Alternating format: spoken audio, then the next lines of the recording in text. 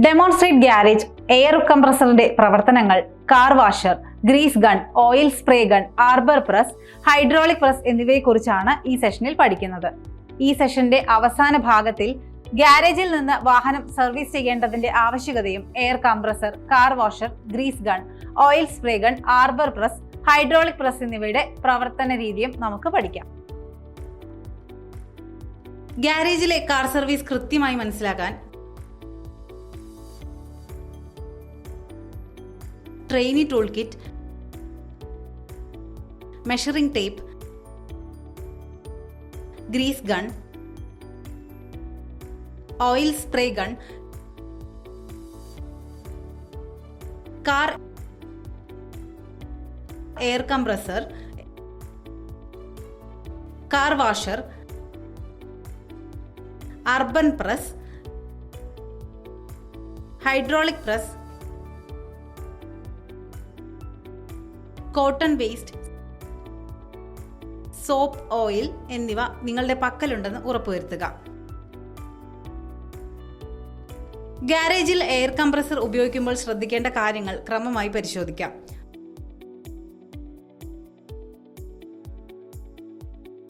വാഹനത്തിലെ എണ്ണയുടെ നില പരിശോധിക്കുക. മോട്ടോറിനെയും കംപ്രസറിന്റെ പുള്ളിയെയും ബന്ധിപ്പിക്കുന്ന ബെൽറ്റിന്റെ ടെൻഷൻ പരിശോധിക്കുക. ബെൽറ്റ് ഗാർഡ് അതിന്റെ സ്ഥാനത്ത് തന്നെ ഉറപ്പിച്ചിട്ടുണ്ടെന്ന് സ്ഥിരീകരിക്കുക.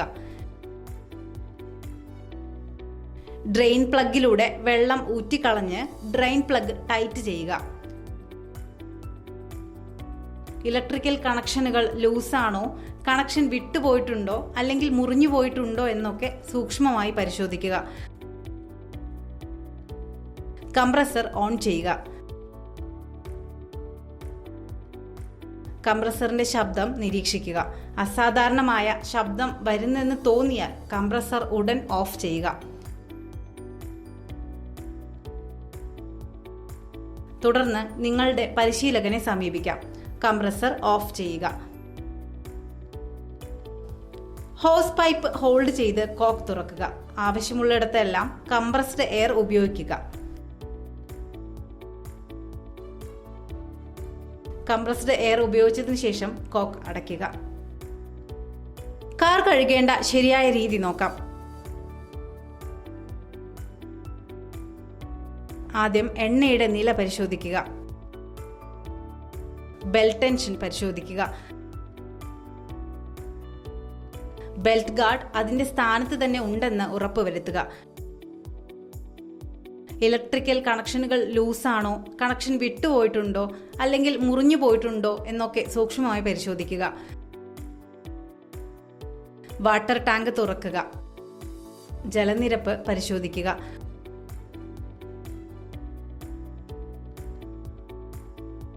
കാർ വാഷർ ആരംഭിക്കുന്നതിന് മുമ്പ് ഗൺ ഹോൾഡ് ചെയ്യുക. കാർ വാഷർ ഓൺ ചെയ്ത് ആവശ്യമായ മർദ്ദത്തിനായി പ്രഷർ ഗേജ് ക്രമീകരിക്കുക.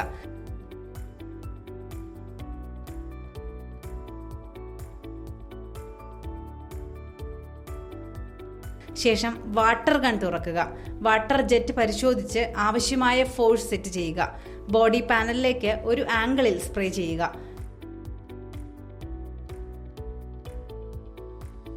കാർ വാഷ് പൂർത്തിയാക്കിയ ശേഷം കാർ വാഷർ നിർത്തുക.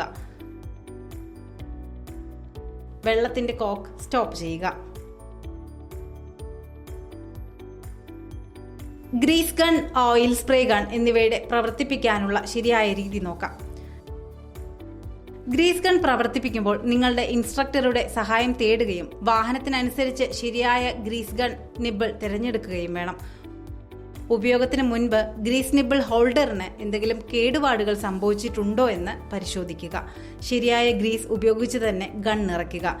ഗ്രീസ് ഗൺ അടച്ച് നിബിളിൽ നിന്ന് പ്രഷർ നൽകി ഗ്രീസ് തുടർച്ചയായി പുറത്തു വരുന്നത് വരെ ലിവർ പ്രവർത്തിപ്പിക്കുക. ആവശ്യത്തിന് ഗൺ ഉപയോഗിക്കുക.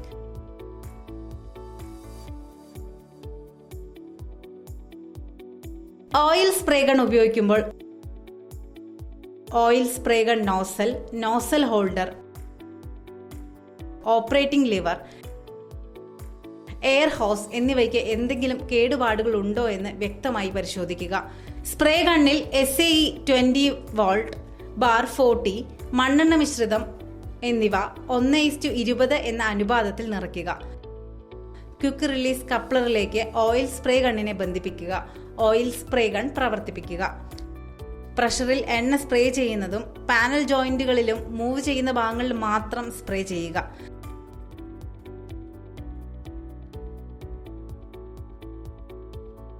എയർ ഹോസ് കണക്ഷനുകൾ അടച്ച് oil spray gun പുറത്തേക്കെടുക്കുക.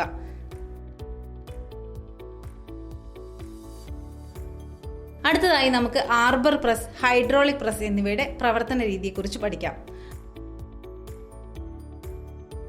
Arbor press ഉപയോഗിക്കുമ്പോൾ ലിവർ റാക്ക് കൃത്യമായി പരിശോധിച്ചാൽ മൂവ്മെന്റുകൾ എളുപ്പമാക്കാം. ആവശ്യമെങ്കിൽ ലൂബ്രിക്കേറ്റ് ചെയ്യുക.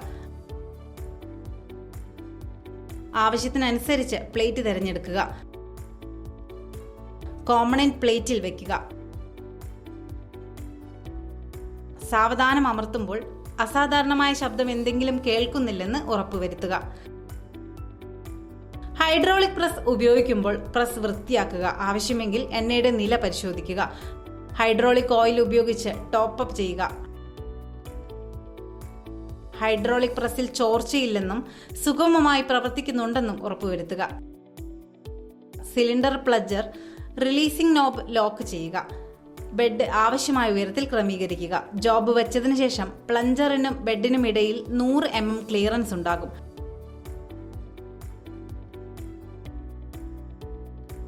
ജോബിന് അനുസൃതമായി ആൻവിൽ അഡ്ജസ്റ്റ് ചെയ്യുക.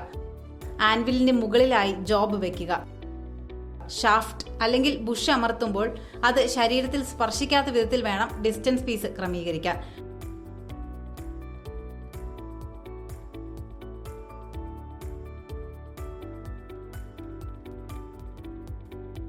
ഡിസ്റ്റൻസ് പീസ് ഷാഫ്റ്റിൽ അല്ലെങ്കിൽ ബുഷിൽ വയ്ക്കുക. ഇത് ശരീരത്തിൽ സ്പർശിക്കുന്നില്ലെന്നും ഉറപ്പുവരുത്തുക. ലോ പ്രഷർ ലിവറിൽ പ്രവർത്തിച്ച് ജോബിൽ പ്ലഞ്ചറിന് കോൺടാക്ട് ചെയ്യാൻ പറ്റുന്നുണ്ടെന്ന് ഉറപ്പാക്കുക. ഹെവി പ്രഷർ ലിവർ പ്രവർത്തിപ്പിക്കുക. ഈ സമയത്ത് ഗേജിലെ ലോഡും ജോബും ഒരേ സമയം നിരീക്ഷിക്കുക. ജോബ് ക്രമേണ പുറത്തു വരുന്നുണ്ടെന്ന് ഉറപ്പാക്കുക. ലോഡ് നിശ്ചിത പരിധിയിൽ കൂടുതലാണെങ്കിൽ പ്രസ് ചെയ്യുന്നത് നിർത്തുക. സർവീസ് എക്യുപ്മെന്റുകൾ ഉപയോഗിക്കുമ്പോൾ എല്ലായ്പ്പോഴും സുരക്ഷ ഉറപ്പാക്കുക. ഫ്ലൈയിങ് പാർട്സിൽ നിന്ന് വയറിങ്ങുകൾ പോലുള്ള പൊട്ടാൻ സാധ്യതയുള്ള ഭാഗങ്ങൾ സംരക്ഷിക്കുക. ജോലി പൂർത്തിയാക്കിയ ശേഷം പ്ലഞ്ചർ റിലീസിംഗ് നോബ് അഴിക്കുക. ജോബ് നീക്കം ചെയ്ത് വൃത്തിയാക്കുക. Garage, air compressor, car washer, grease gun, oil spray gun, arbor press, hydraulic press എന്നിവയുടെ പ്രവർത്തന രീതിയെക്കുറിച്ച് വിശദീകരിക്കുന്ന സെഷന്റെ അവസാന ഭാഗമാണിത്. Grease gun, oil spray gun, arbor press, hydraulic press എന്നിവയുടെ പ്രവർത്തന രീതിയെക്കുറിച്ച് ഇപ്പോൾ നിങ്ങൾക്ക് വ്യക്തമായി മനസ്സിലായി എന്ന് കരുതുന്നു.